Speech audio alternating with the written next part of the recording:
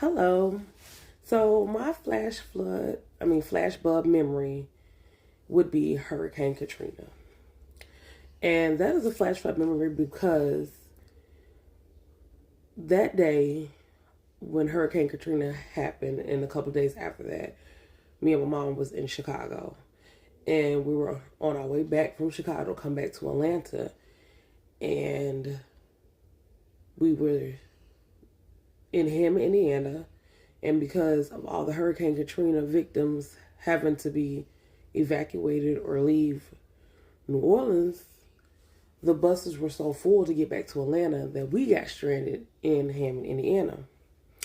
And I just felt very overwhelmed in the sense of it was so much going on. I was afraid we wasn't never going to make it back home. I was scared. I was sad at the same time. Just it was on every TV, every radio station. And just the fact of not knowing that I was going to make it back home. And then when we did finally end up getting on the bus, you could hear the victims telling their stories of what's going on at the present moment. These victims have been on the bus with children for like 3 days with nowhere to go at the end.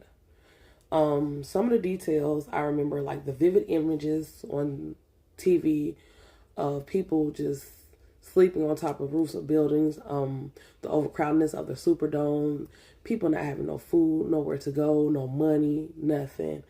And it was just pretty much the murky flood water to see people home, people losing lives, just a whole bunch of damage just being done, and people can't find nowhere to be safe at. A reflection of this memory has stayed with me because it was basically a bad time in history that always stuck with me.